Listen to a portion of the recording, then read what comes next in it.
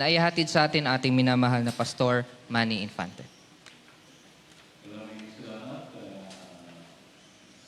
Monton. Maraming salamat din sa choir. Isang mensahe na tayo ay inaakay upang lalo pang lumapit sa ating Panginoon. Tayo po ay manalangin sandali. Maging kalugod-lugod nawa ang salita ng aming bibig at ang pagbulay-bulay ng aming puso ay maging kaaya-aya sa iyong paningin, o aming Panginoon na aming malaking bato at manunubos. Amen. Noong nakaraang buwan, noong buwan ng July, ay itinuon natin ang ating pag-aaral tungkol sa pananalangin. Binalikan natin ang buhay pananalangin ng ating Panginoon at ang kanyang turo kung paano tayo mananalangin. For the past month, sa mga nagdaang mga linggo, natutuhan natin na ang pananalangin ay patotoo ng ating kaugnayan sa Diyos.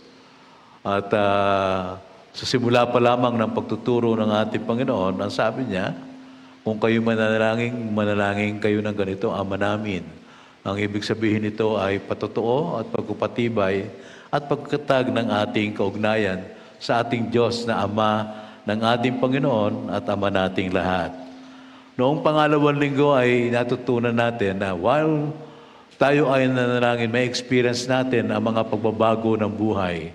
Maging sa loob sa ating sarili, when we ask forgiveness and confess our sins, hindi lamang ito kino-confess at hinihingi na po, hindi na natin ito binabalikan. And then we walk at nagmamarcha tayo, naglalakbay tayo sa mga pagbabagong buhay na ating idinadalangin at hinihingi natin ang tawad.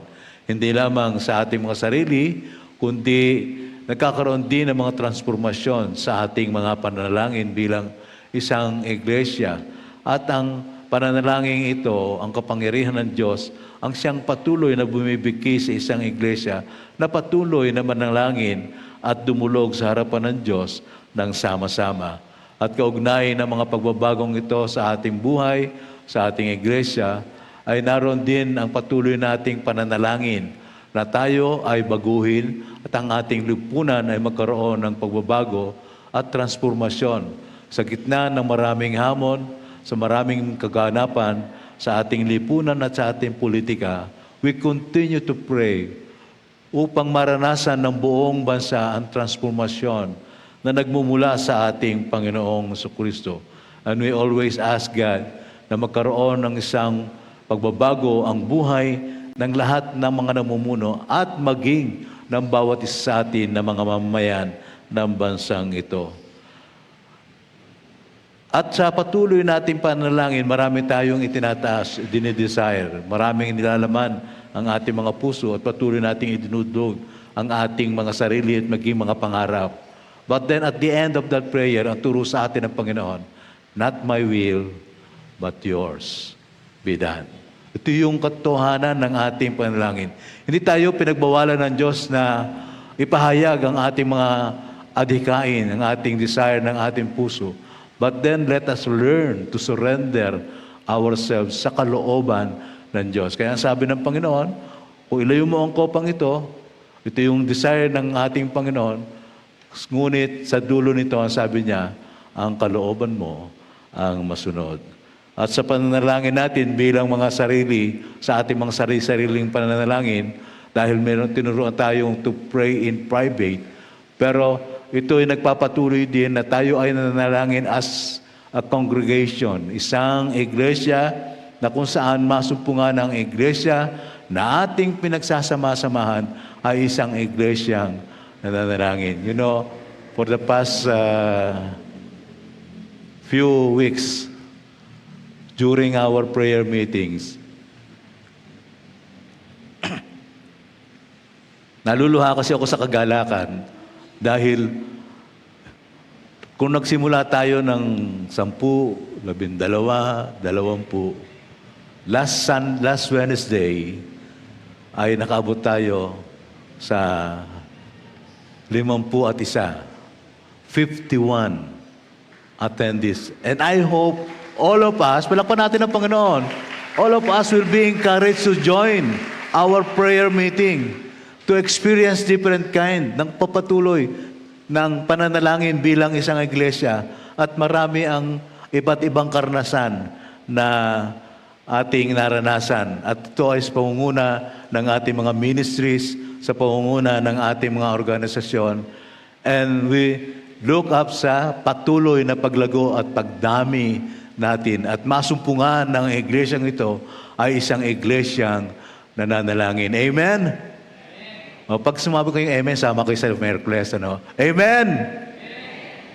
Magkita-kita tayo every time na the church is praying. At makita natin, masumpungan natin ang Diyos ay patuloy na gagawa sa ating buhay. For today, sa araw na ito ng buwan o sa buwang ito ng Agosto, ang ating paksa ay worship. Isa ring nakakaugnay ito sa ating pananalangin. At ang worship ay patotoo at pagpapatibay din ng ating kaugnayan sa Diyos. Kung paano tayo may kaugnayan sa pamamagitan ng ating pananalangin, pinatatatag ito sa pamamagitan ng ating sama-samang pagsamba. Our theme for the month, worship, a life that draws near to God and glorifies Him. At masumpungan natin ito sa mga talata at sinulat ni John, kanyang ika-4 na kabanata, talatang 22 hanggang 24, at gayon din sa Roma 12, talatang 1 hanggang 2. Ang sabi nga, basahin ko sa inyo, subalit dumarating na ang panahon at ngayon na nga, ang mga buhay, ang tunay na sumasampalataya sa Ama ay sasamba sa Kanya sa Espiritu at katotohanan. Sapagkat ganyan, ang uri ng pagsambang ninanais ng Ama. Ang Diyos ay Espiritu at ang mga sumasamba sa Kanya ay dapat siyang sambahin sa Espiritu at katotohanan.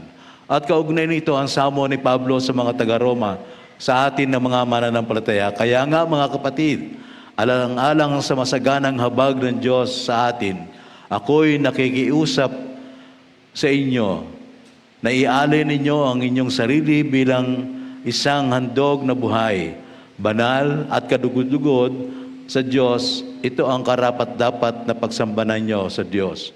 Huwag kayong magsiayon sa takbo ng mundong ito. Sa halip, hayaan ninyong baguhin ng Diyos ang inyong pag-iisip upang maunawaan ninyo ang Kanyang kalooban. Sa gayon, magagawa ninyo kung ano ang mabuti, kalugod-dugod, at ganap sa kalooban ng Diyos. Ano nga ba ang worship? Ano nga ba ang pagsamba?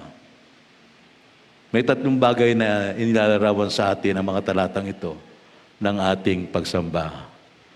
Ang pagsamba ay patotoo ng ating kaugnayan sa Diyos. Pero dumudulog tayo at lumalapit tayo na may pagyukod, pagluhod, at pagharap sa Diyos sa Espiritu at katotohanan.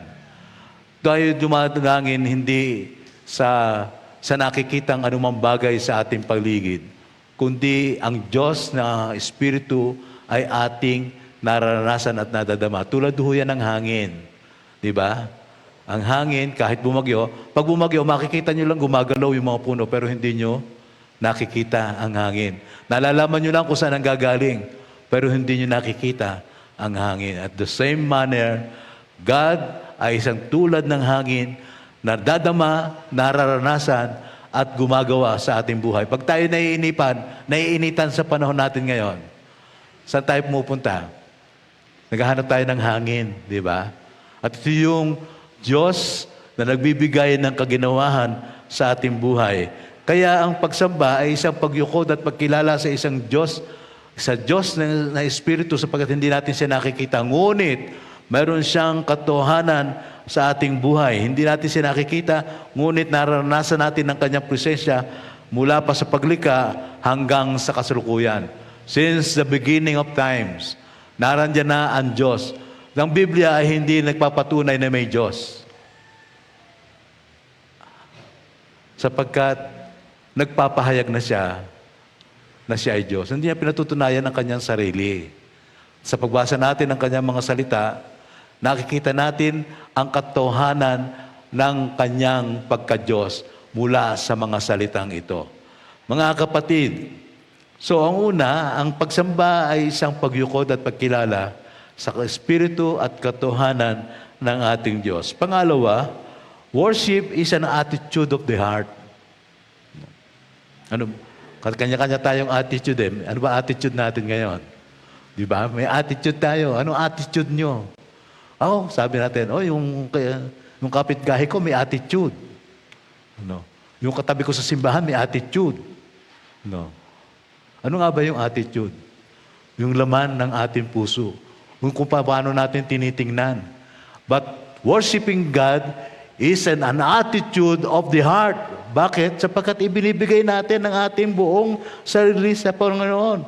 Higit na pinalahalagahan ng Diyos ang ating pagsamba at paglapit na may kapakumbabaan at isang kumikilala sa kabanalan at kalinisan ng Diyos. Ano? Yun yung attitude natin na kumikilala. Namamangha tayo sa kanyang kabutihan, sa kanyang pakatotohanan, sa kanyang patotoo sa ating buhay. Isa ng attitude ng puso sapagkat ang ating pagsamba ay nagmumula sa kaibuturan ng ating mga puso. Hindi lamang sa kaibuturan ng ating mga puso, kundi kinukondisyon din natin ang ating mga isipan. Alam nyo, ang isang magandang practice ng Jewish religion, sa kanila ang Sabat ay Sabado, di ba? When I learned that during Fridays, they are preparing their heart sa pagsamba. They read the Bible. At lahat ng mga ginagawa nila is to prepare themselves. Pagka Sabado, anong ginagawa natin? Do we prepare ourselves to worship God?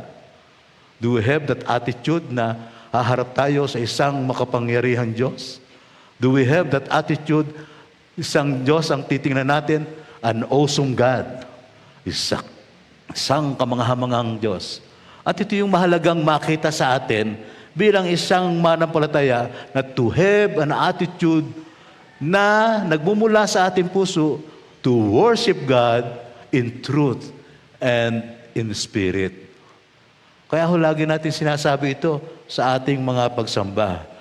Worship, God sees the heart and He desires and deserves sincere, heartfelt praise and worship. Sincere, tapat. Kaya tanungin niyo ang sarili natin. Tanungin niyo ang ating sarili. Are we here gathering together? Sincere sa ating pagsamba sa Diyos? Pangatlo, worship is adoration and devotion. Ano bang ibig sabihin ng adoration? Nagbibigay tayo ng buong paggalang on reverence. Ang sabi ng awit 89:7, ang sabi, in the council of the holy ones, God is greatly feared and awesome above all who surround Him. Kinatatakutan, isang takot na may paggalang, isang takot na kung saan ay namamangha sa kapahayagan at kaningningan ng Diyos. Kaya nga hindi natin pwedeng makita ang Diyos eh. Why? Makakita daw sa Diyos ay ano? Alam nyo kung ano mangyayari? Mamamatay, masisilo kayo sa kaningningan ng Diyos. Di ba? At dahil sa kaningningan ng Diyos, tayo ay lumalapit sa Kanya in reverence at paggalang. Hindi ng ating mga mata, kundi tinitingnan ng ating mga puso ang patotoo ng Kanyang presensya sa buhay ng bawat isa. Adoration ay pagpaparangal, giving honor. Hindi lamang through gifts. Ang sabi ng isang talata, kilalanin ng lahat maluwalhati niyang pangalan. Bawat isa ay lumapit at siya'y handugan. Sambahin si Yahweh sa diwa ng kabanalan. Napakaganda, di ba? Ang sabi nga, kung kayo pupunta at may dala kayong handog, at may kagalit kayo, anong gagawin nyo muna? Puntahan nyo muna yung kaaway nyo. Puntahan nyo muna yung iniisip niyong nagkasala sa inyo, tumingi ng tawad, o makipagkasundo. And then, magmumula rito yung pagpaparangal natin sa Diyos na we come together in worship na kasama natin ang buong kapatiran. Di ba? Na wala tayong ibang attitude sa ating kapatiran, kundi makasama natin siya sa ating pagsamba at pagpupuri sa Diyos. Adoration ay nangangahulugan din ng pagkakaloob at pagbibigay ng ating puso sa Diyos sa pamamagitan ng ating pag-ibig. Tama ba yon? Yes, Shema. Ano ang sabi ng Shema? Hebrew word. Ang sabi ng Shema ay ibigin mo si Yahweh ng iyong Diyos ng buong puso, buong kaluluwa, at buong lakas. And therefore, if we adore God, we love Him more than ourselves. Diba? Ganito natin mahal ang Diyos. Binibigay natin ang buong kalakasan natin, ang buong puso natin, at ang ating buong kaluluwa. And our adoration and worship is directed only to God. Ang panyaya ni David, "O come, let us worship and bow down. Let us kneel before the Lord, our Maker, for He is our God." Amen? Amen tayo mula ito sa banal na kasulatan. At hindi tayo nag-amen, may problema tayo ito. Di ba? Because He is our God, and we are the people of His pasture and the sheep of His hand. Today, hear His word. Pakinggan natin ang kanyang mga sinasabi at pakinggan natin ang kanyang mga kahabagan. Mga kapatid, we come to worship God because we believe He is our Maker, Sustainer ng ating buhay sa lahat ng panahon at pagkakataon. Ang pangalawang nakaugnay sa worship as adoration is our devotion. Tatandaan natin, malaki ang pagkakaiba ng fanatism sa pagiging devoted. Di ba? Yung pagiging devoted ay yung pagiging tapat mo sa Diyos na iyong kinikilala. Ang awit 95, 6-7 ay isang paanya na lumapit sa Diyos ng ating manlika na puspos ng katapatan. We draw near to God in devotion na nagmumula sa ating puso. Ang pagsamba ay pagpapahayag ng ating pag-ibig at katapatan natin sa Diyos na umibig sa atin ng tapat. Ulitin ko, ang ating pagsamba ay pagpapahayag ng ating pag-ibig. Ulitin natin, pagpapahayag ng ating pag-ibig at katapatan. At katapatan. Ulitin natin. At katapatan natin. Di ba? Ito yung sinasabi natin, we are devoted to God because we love Him and we are faithful to Him. Di ba? Ito yung isang katotohanan ng ating pananampalataya. Ang sabi sa awit 51:17, "Ang handog ko, O Diyos, na karapat-dapat ay pakambabat pusong mapagtapat." Humility and faithfulness to our God. Ulitin natin, humility, and faithfulness to our God. Ulitin natin, parang hindi humility and faithfulness to our God. Ito yung intensyon ng devotion natin sa Diyos. Makita tayong may buong kapakumbabaan. Ito yung pinakabuod at diin ng ating pagsamba bilang mga Kristiyano. Lubos ang ating pagkilala na walang ibang Diyos. Walang ibang Diyos maliban kay Yahweh. Siya lamang ang ating pag-uukulan ng ating pagsamba. Ito yung tinatawag na devotion. Malaki ang pagkakaiba nito sa fanatism. Pag panatiko ka, ginagawa mo kahit mali. Yung sinasabi nung Pero sa atin, when we are devoted to God, tinitingnan natin ang ating mga sarili sa harapan ng Diyos at buong kapakumbabaan nating sinusunod at ginagawa ang dapat na mangyari. Di ba kulang ang ating araw ng linggo kung hindi kayo nakakasimba? Nararamdaman nyo ba yon? No? Pagka kabagay, may pagkakataon din akong hindi nakakasimba, but ang sabi nga natin our day is not complete. Di ba? So when we come to God in devotion, kumpleto ang ating buhay. Di ba? And every day, as sabi natin, every gising is, ano daw? Is a blessing. Sa bawat paggising natin, ito ay isang pananampalataya. But more than that, every gising is to walk with the Lord. Huwag lang natin i-enjoy yung pagpapala, but let us walk. Lumakad tayo, nakasama ang Panginoon. Kapag tayo lumabas ng simbahang ito, dapat kasama na natin yung kanyang itinuro. Kasama na natin yung kanyang sinabi. Kasama na natin ang patotoo ng ating buhay. At ito yung reflection po noong sa kasaysayan, habang binabalikan ko ang kasaysayan ng EECC, isang kasaysayan ng kanyang pagsamba. Para sa EECC, tayo ay sumasamba sa isang Diyos ng kasaysayan. Ilan taon na ho ba tayo? 100? Ilan na ba ho tayo? Ilan taon na? 122. Tama ba? 23.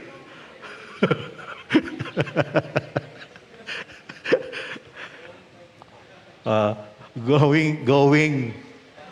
Pero sa lahat ng taong yon, sa ating pagsamba, kasama natin ang Diyos. Amen? Yung mga kasintanda ko na rito, yung mga nauna sa atin, nakita natin ang katapatan ng Diyos sa buhay ng mga matatanda ng ating iglesia. Nakita natin ang katapatan ng Diyos sa kanyang pagtataguyod sa iglesyang ito. Do you know, bago sumapit ang ganitong kagandang simbahan, ilang beses nagtayo ang ECC? Panlima ito. 5 times na itinayo. And therefore, we are enjoying it now. Diba? Ganong katapat ang Diyos at ganon din ka-devoted ang ECC sa ating Panginoong Diyos na tumawag at nagtayo sa atin bilang isang iglesia. Para sa Diyos, tayo ay naglalakbay na kinikilala natin ang kanyang pagka-Diyos at ang pasasalamat natin sa mga pagtatagumpay sa kabila ng marami nating pinagdaanan bilang isang iglesia. Kaya we find ourselves devoted in adoration with God. Devoted tayo sa pagpupuri, pagparangal, paggalang, at pagsamba sa ating Diyos. Devoted tayo sapagkat ito ay nagmumula sa ating pag-ibig sa Diyos. Ang Diyos na nagpanatili ng ating panampalataya, nagtaguyod ng iglesia sa maraming taon ng buhay, naranasan natin, nararamdaman natin ang kanyang katapatan sa buhay ng bawat isa.